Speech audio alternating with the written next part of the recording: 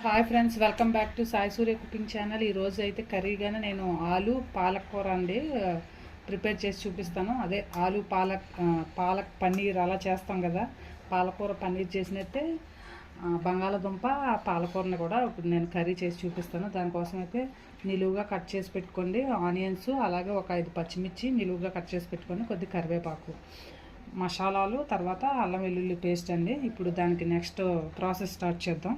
ముందుగా స్టవ్ వెలిగించుకొని ఒక కళాయి పెట్టుకుందాం అండి. ఈ కళాయి హీట్ ఎక్కేలోగా ఇప్పుడు ఇందులో ఈ స్టవ్ పక్కన స్టవ్ కూడా వెలిగించుకుందాం. పాలకూర ఉడికించుకుందాము. అంటే ఇదంతా పట్టదు, సో కొద్దిగా క్వాంటిటీ తక్కువైనా పర్వాలేదు. ఎక్కువ బంగాళదుంపలు ఎక్కువ పన్నీర్ ఉందనుకొని కొంచెం ఎక్కువ వేసుకుంటే బాగుంటుంది. తక్కువ ఉన్నప్పుడు కొంచెం తక్కువగానే వేసుకుంటే బాగుంటుంది. కొద్దిగా వాటర్ పోసుకున్నాను, ఉడికించడానికి సరిపడా కొద్దిగా వాటర్ పోసుకున్నాను.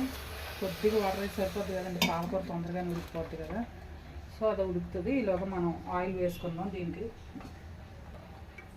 ఓకేనండి, ఒక 2.5 టేబుల్ స్పూన్ ఆయిల్ వేసుకోండి.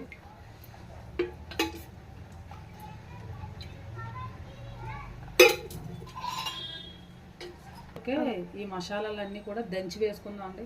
మసాలా పొడి ఉంది, కానీ పొడి కంటే ఇది కొంచెం పచ్చాపచ్చగా కొంచెం దంచుకొని వేసుకుంటే మంచి స్మెల్ బాగా వస్తుంది.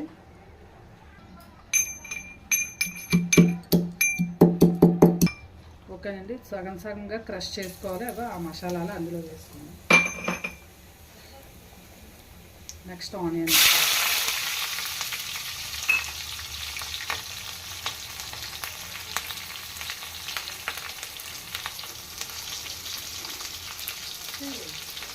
అలాగే ఇందులో పచ్చిమిర్చి కూడా వేసుకున్నాము. ఒక 4 పచ్చిమిర్చి వేసుకోండి, 4-5 కాయలు.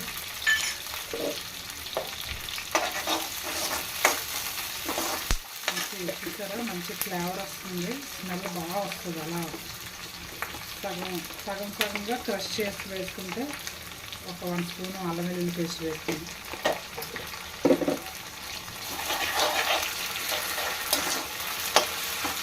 కొద్దిగా కరివేపాకు,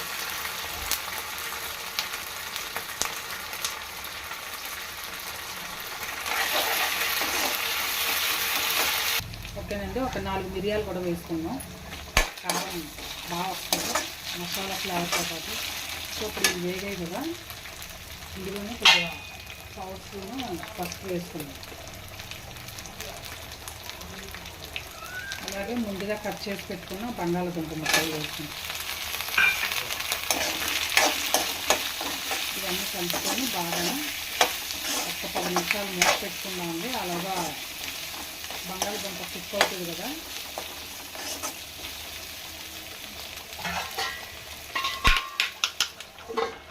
ఇలాగా పాలకూర ఉడికిందని చూద్దామండి. పాలకూర ఆల్మోస్ట్ కుక్ అయిపోతుంది. ఇంకా జస్ట్ ఒక 1 మినిట్ అయితే కంప్లీట్గా కుక్ అయిపోతుంది. కూడా మనం ఉడికిన తర్వాత చల్లార్చుకొని మిక్సీ పట్టేసుకోవాలండి. ఓకేనండి, ఇంకో 2 మినిట్స్ వెయిట్ చేద్దాం. ఓకేనండి, ఉడికిపోయింది. దీన్ని మనం ఇప్పుడు స్టవ్ ఆఫ్ చేసుకొని చల్లార్చి మిక్సీ పట్టేసుకుందాం. ఓకేనండి, బాగా ఫ్రై అయింది కదా, అది కలుపుకుందాం.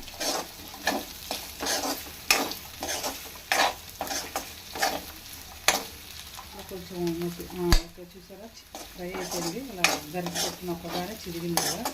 సో ఇప్పుడు ఇందులో ఉప్పు వేసుకోండి.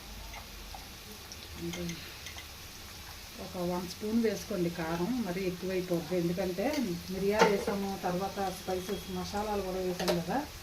సో ఒక 1 స్పూన్ అయితే సరిపోతుంది. గరం మసాలా వేసాం, మిరియాలు కూడా వేసుకున్నాం, అల్లం వెల్లుల్లి పేస్ట్ కూడా వేసుకున్నాం, 1/2 ధనియా పౌడర్ 1 స్పూన్, అలాగే రుచికి సరిపడినంత సాల్ట్ అండి. నేను ఆల్రెడీ పాలకూర ఉడికించేటప్పుడు ఉప్పు వేసాను. ఆకుకూర కదా, కొంచెం చూసుకోండి. నేను మీకు చూపించలేదు, కానీ ఉడికేటప్పుడు మాత్రం నేను ఉప్పు వేసానండి. సో అందుకే ఇందులో కూడా కొద్దిగా వేసుకున్నాను. దీన్ని ఇంకొక 2 మినిట్స్ మనం మళ్ళీ మూత పెట్టుకున్నాం. ఈ ఉప్పు కారం అనేది బాగా పట్టాలి కదా ముక్కలకి. ఓకేనండి, ఇది వేగిపోయింది కదా. ఇప్పుడు మనం పేస్ట్ చేసి పెట్టుకున్నాం కదా, మిక్సీ చేసుకున్నాం పాలకూర, ఇది ఇందులో వేసేసుకున్నాం.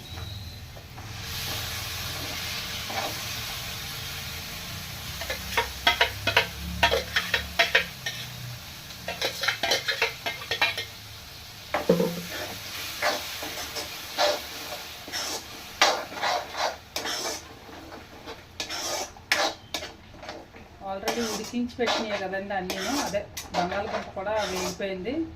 నెక్స్ట్ పాలకూర కూడా ఉడికించి పెట్టిందే కదా, మొత్తం అన్ని ఐటమ్స్ అన్నీ వేసుకున్నాం కదా. సో ఒక 2 మినిట్స్ ఇలా మూత పెట్టుకున్నామండి, రెడీ అయిపోద్ది ఈలోగాన. ఫైనల్గా అయిపోయిందండి. ఇంకా చూసారా ఆయిల్ అంతా కూడా పైకి వస్తుంది. ఇప్పుడు మనం స్టవ్ ఆఫ్ చేసుకొని దీన్ని ఒక సర్వింగ్ బౌల్లోకి తీసుకుందాం. ఓకేనండి, అయిపోయింది. అసలు యాక్చువల్గా బీన్స్ ఫ్రై చేసి చూపిద్దాం అనుకున్నానండి. ఇంకా 2 వీడియోల కంటే మా పిల్లలు కోఆపరేట్ చేయననిసారు. సో ఇది నెక్స్ట్ వీడియోలో పెడతాను, బీన్స్ కొబ్బరి వేపుడుది. ఫైనల్లీ ఇప్పుడు పాలకూర బంగాళదుంప కర్రీ రెడీ అయిపోయిందండి. అదే పాలక్ పన్నీర్, అలాగే సేమ్ పాలక్ ఆలు అనమాట. పాలకూర పన్నీర్తో ఎలా చేస్తామో సేమ్ ఇలాగే బంగాళదుంపతో కూడా చేసుకోవచ్చు. ఫైనల్గా రెడీ అయిపోయింది. మీరు కూడా టేస్ట్ చేసి మీ ఇంట్లో కూడా ట్రై చేసి టేస్ట్ చేసి మీ ఫ్రెండ్స్కి కూడా షేర్ చేయండి. అలాగే నచ్చితే కనుక ఒక కామెంట్ పెట్టండి. Like and subscribe my channel. Okay, bye friends. మళ్ళీ నెక్స్ట్ వీడియోలో ఇంకో వంటతో కలుద్దాం. బాయ్.